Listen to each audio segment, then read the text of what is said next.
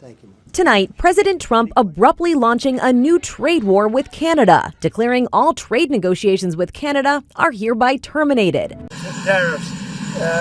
What they did is really dishonest. And I heard they were pulling the ad. I didn't know they were putting it on a little bit more. They could have pulled it tonight. They're going to pull it Monday. Well, that's dirty playing. Have you spoken with Connie? But I can play dirtier than they can, you know? Donald Trump announced a sweeping set of sanctions on Canada, marking one of the most unexpected diplomatic escalations in modern North American relations.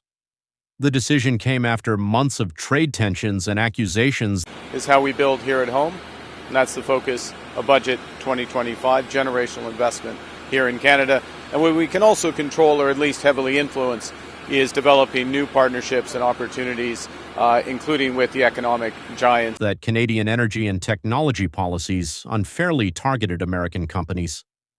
Trump described the sanctions as a necessary move to protect United States workers, industries, and national interests. During his first two World Series games. Well, you know, it's a crooked ad.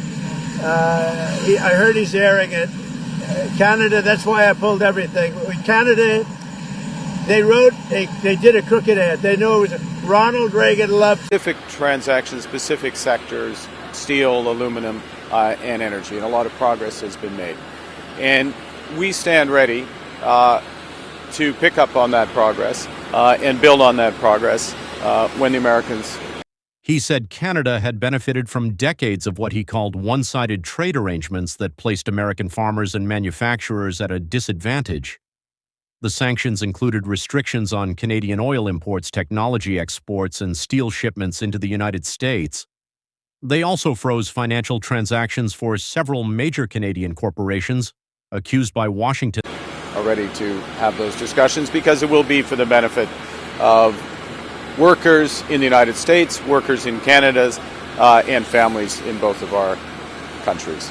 Now, what we can control of violating trade commitments and engaging in what Trump called economic sabotage.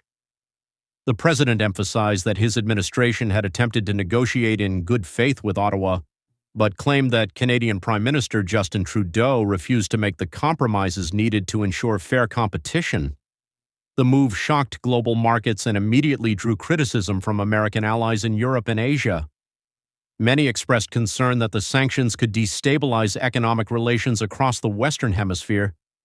Trudeau responded swiftly, calling the sanctions an act of aggression that would hurt both economies. He said Canada had always sought peaceful and fair trade relations and accused Trump of using economic coercion for political gain. The Canadian Parliament held an emergency session to discuss the crisis, with several lawmakers calling for retaliatory tariffs on American goods.